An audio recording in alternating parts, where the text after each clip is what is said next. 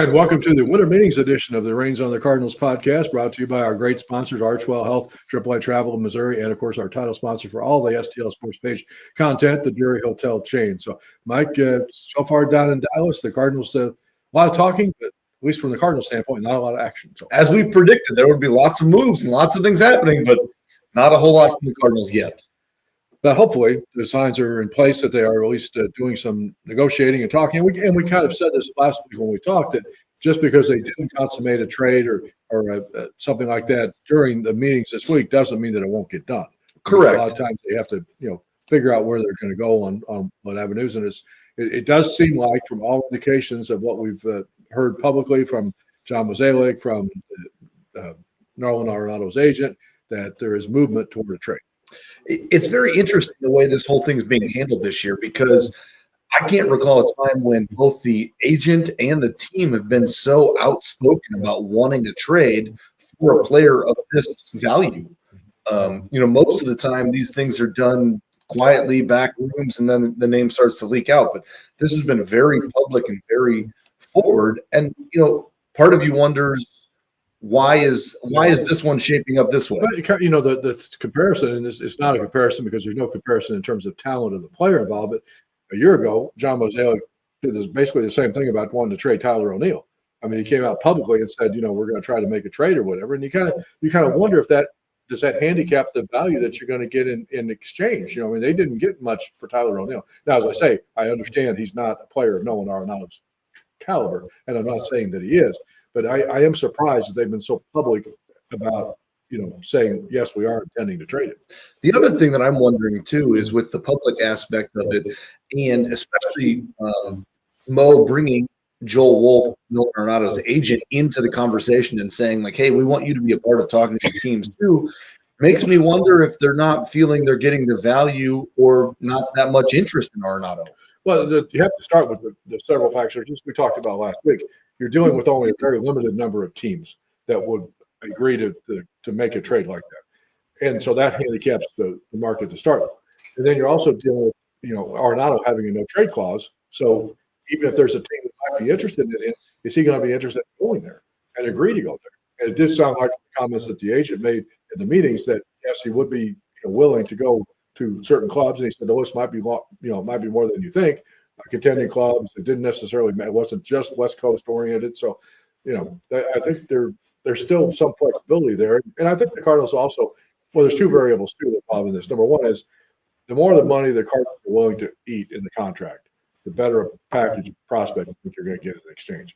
If all you're doing basically is dumping the money, you're not going to get very much back. But again, then the Cardinals are out from under that contract. So that's a win in and of itself. And the other thing to keep in check a little bit too is, we've seen a lot of these names of who these teams might be floating around on social media. Well, none of that's a guarantee. No, it doesn't. Because we haven't heard any confirmed source say, yes, these are the teams, the only teams that he'll go to. But the other thing to consider too is right now the top free agent third baseman on the board is Alex Bregman. Correct. So the question that teams have to figure out is it worth signing Bregman for X number of dollars, or is it worth trading one or two prospects and less money to sign Nolan Arenado? And that's probably the debate that's going on with a lot of these teams right now. And it's also, and you're also then, getting 3 years of the contract for Arenado versus Bregman probably getting, 6 or 7 or 8 years. So there's a difference there too. And on the flip side, the Cardinals have never wanted to sign 7 or 8 year contracts. Correct. And some teams are like that too. So is it worth taking? Would you rather have the 3 years of Arenado for less money and less commitment than you would 8 or 9 years even if you picked up the whole contract, you're paying $74 million for 3 years, as opposed to Bregman probably getting close to $200 million for 7. I would have said $250 for 7 probably. So I also think there's another part of this that you can connect to the Arenado discussions, and that's what's happening with Ryan Helsley too, because you're also seeing the same thing happen with Helsley. Even though, and I know we have different agreements on whether the Cardinals should trade him or not, but if the Cardinals wanted to trade him, teams are reluctant right now to pay the price that the Cardinals are asking for in terms of prospects, because they also can say, I can go around and sign one of these 3 or 4 or 5 free agent relievers that are out there. Okay, they may not be quite as good as Helsley, but I know I'm not going to have to give up anything other than money to get him. But it is interesting also looking at the market for pitching right now. And like you just said, there's some top name free agent relievers out there. And so I think the other battle is, Tanner Scott's one that comes to mind that hasn't signed yet. He was the Padres closer, so he's probably a comparable type player to Elsley. And so, would you rather just sign a free agent or give up a prospect? The Phillies did that for Romano, the guy from Toronto that they could get for 1 year at $8 million, or which was basically about what Elsley's contract would be, but they didn't have to give up any prospects in exchange. Is he the pitcher that Elsley is? No, but that's the trade-off that you're willing to make. Hold on to your prospect. And it seems like, the market for starting pitching has been pretty heavy too, because you look at, 3 years, $75 million for Nathan Eovaldi. They say Sean Manaea is going to get more than that. So 8 years, $218 million for Max Fried. Yeah, he's not even going to be the number one. He's not even the number one. Yeah. Okay. The moral is, and then we got the Juan Soto contract. We haven't even got to that yet. So the moral is, if you've got a young kid, either get him to throw left-handed or bat lefty, or go out and hit a lot. Yeah, wake him up at 5 a.m. and go start hitting. Those hitting lessons. Yeah, I got $60 million. Two grandsons that we're going to get out there working hard soon on their baseball skills. One of them throws left-handed. What's interesting about all of this money that's being thrown around is teams have proven over the years that more than 50% of your salary is only 3 or 4 players. That doesn't work. Not in baseball. It doesn't work. Whereas the Dodgers have a lot of money, but because it's deferred, less than 50%, it's not more than 50% to any 3 players. The other thing I want to bring up, and I know it's happened in baseball, and I know it's the reality. It's not going to change. But if I'm a team, a Major League Baseball team, number one, like you said, 7-8 year contracts are just nuts. The other thing that I think really hamstrings teams on making deals is the no trade clause in contracts. And the Cardinals, for a while, just seemed like they didn't give out any. But now there's 4 guys on that roster that have a no trade clause contract. And why? Is that the only reason that those guys signed with the Cardinals, is so they could get that little no trade clause contract? And the question you wonder is, are you able to get a discount on the player by giving them a no trade clause? Like, hey, we're going to pay you a little bit less, but you're not going to be shipped around every 2 years or have to go anywhere, right? Mm-hmm. So I think that becomes the question mark there too.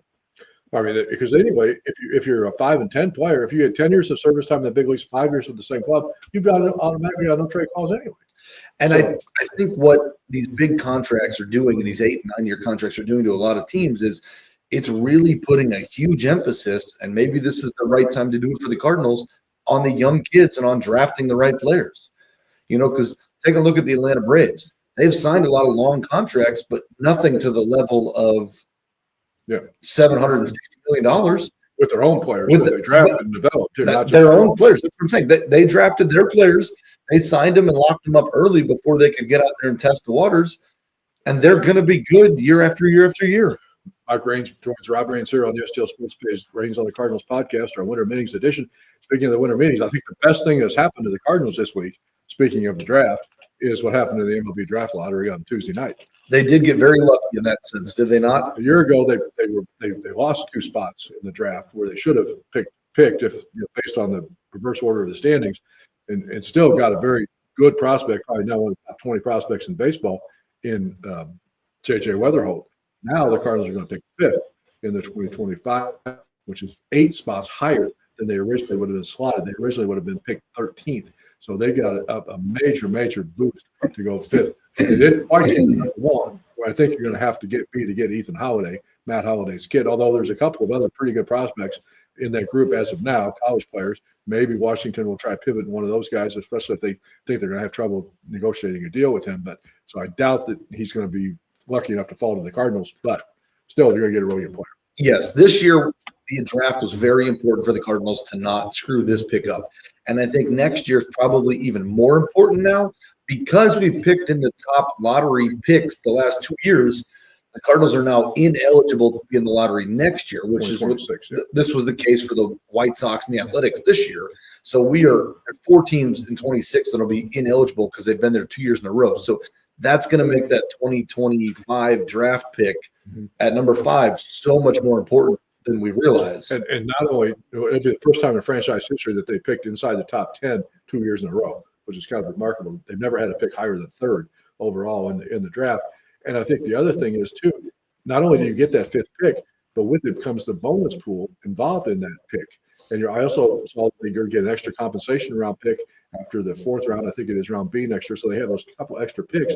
They're going to have more money to spend not only on that 5th overall pick, but to spread throughout the draft and the other players. So, I think that we all know that Randy Flores has done a good job. I think maybe some of the guys that they drafted, okay, maybe they're not quite to the prospect level that we were at one point, or the player level at the big leagues, and Nolan Gorman and Jordan Walker, that we hope they could get there. But we've seen what Mason Wynn can do. Obviously, the market is high on J.J. Witherholt. Everybody in baseball is.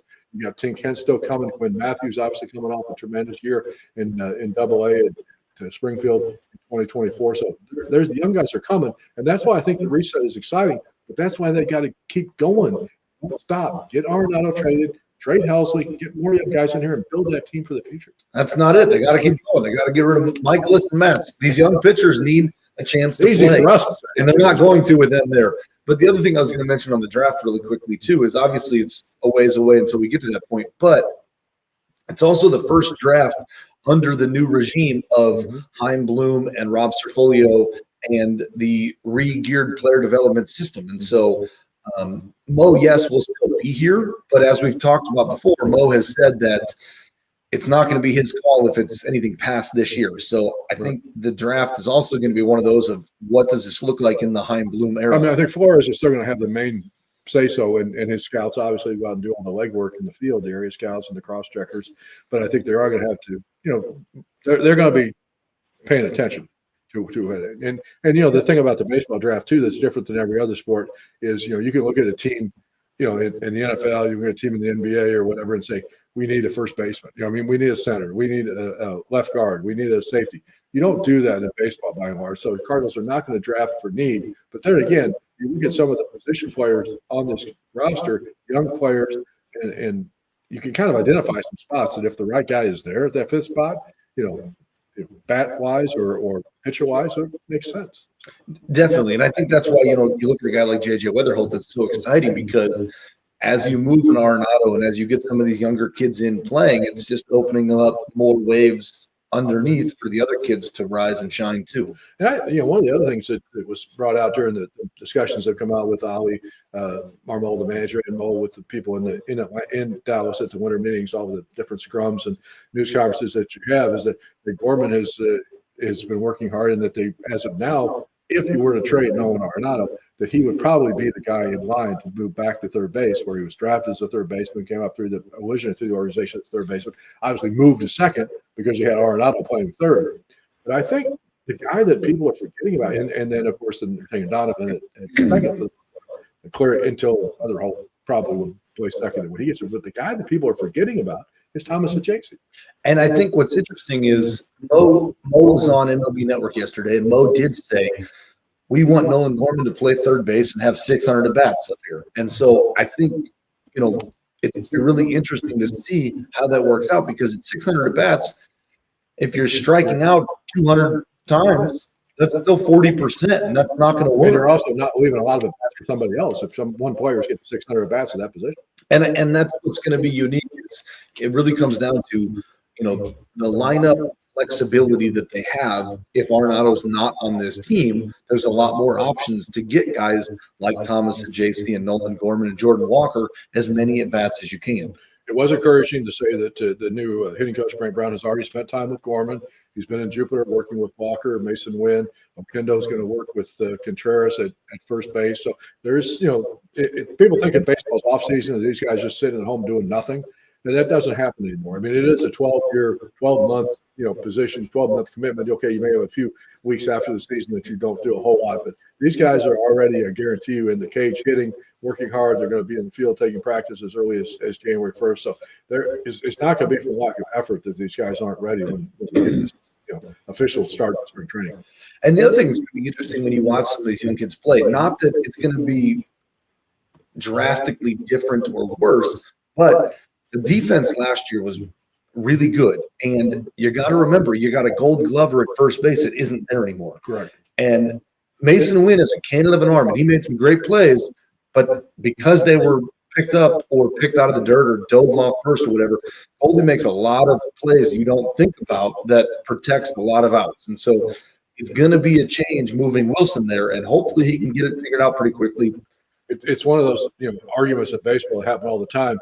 Or would you better be an offensive? Are you boosting the offense or are you boosting the defense?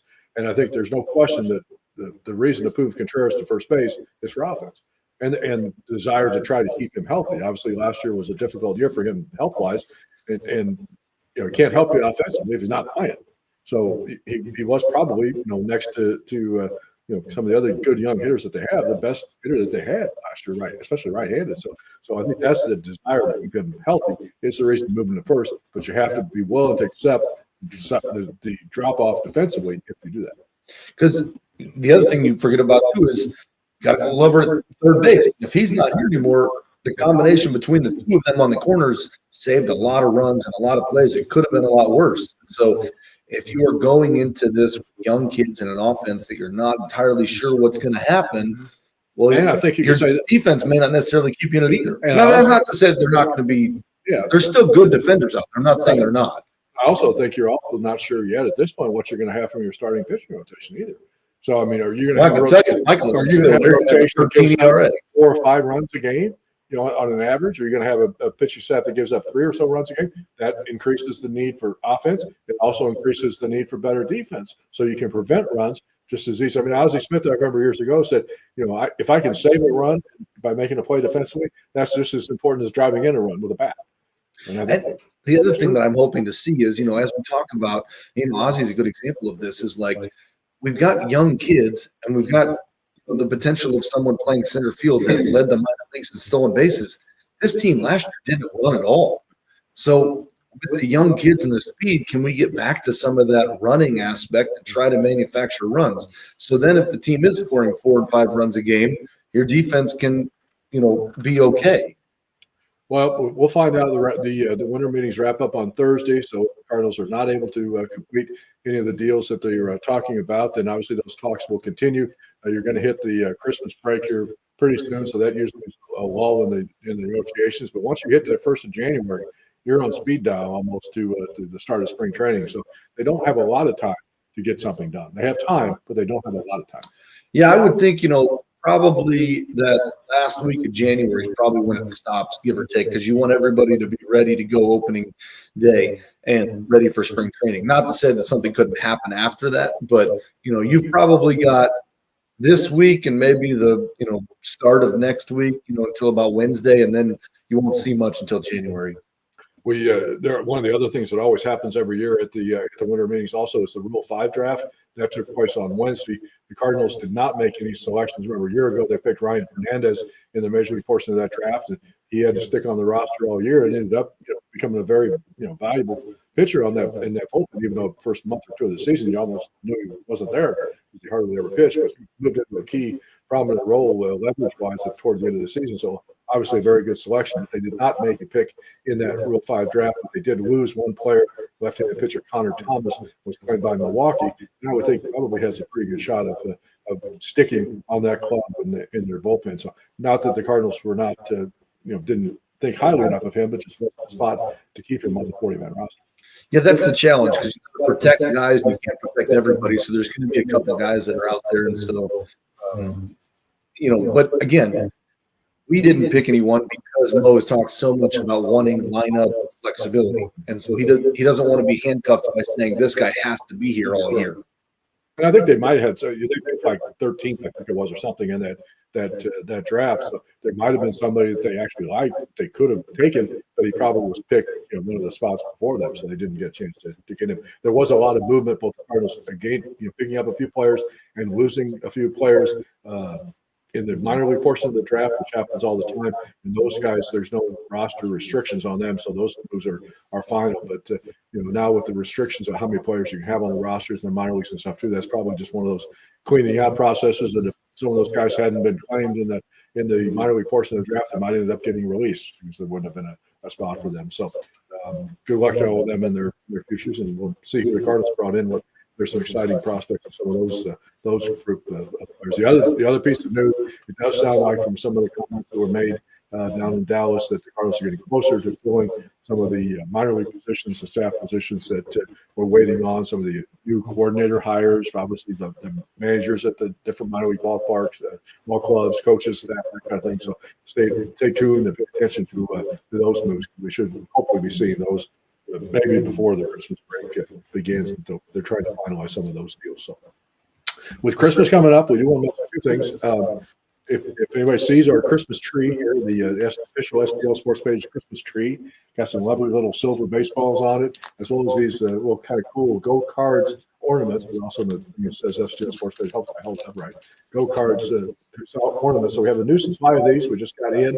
So if anybody would like to email greens at stlsportspage.com, we can get you out one of these in time for Christmas to put it on your tree for all the Cardinal fans. There are actually a few little Easter eggs on the tree too. If there's a picture of it on the website, I think you can kind of find some of the cool little hidden things like the little popcorn megaphone on the top of the tree, and there's a few little cool little things like that. So pay attention to look for that. And if you're looking for that last minute Christmas stuff for your stocking stuffer for your Cardinal fan in your group, don't forget about our party on March 11th at the Homewood Suites down in Palm Beach Gardens, Florida. Have a great guest coming as well to be announced later on. But hopefully you can planning on coming down to spring training. I know spring training tickets are on sale, and if you plan your trip to be down there when we have our party, it's always a good time. It's always a great time. I'd love to see everybody down there. If you haven't been, you got to go check out spring training because you get a really nice, up close and personal view of the young kids we're going to see all year. The weather in Jupiter in February and March is better than the weather in St. Louis. It's not saying much. Especially in St. Louis in December. Well, thanks for everybody for tuning in. Again, we'll keep monitoring all the news down in Texas as well at winter meetings, and whatever moves the Cardinals make, we'll be back and have it all covered for you here on STLSportsPage.com. As we mentioned so far, though, just a lot of talk, but not a lot of action. But hopefully that changes soon. Mike, thanks for the visit. We'll talk to everybody again soon on STLSportsPage.com. Well, Mike Raines, this is Rob Raines reporting. Have a great day, everybody.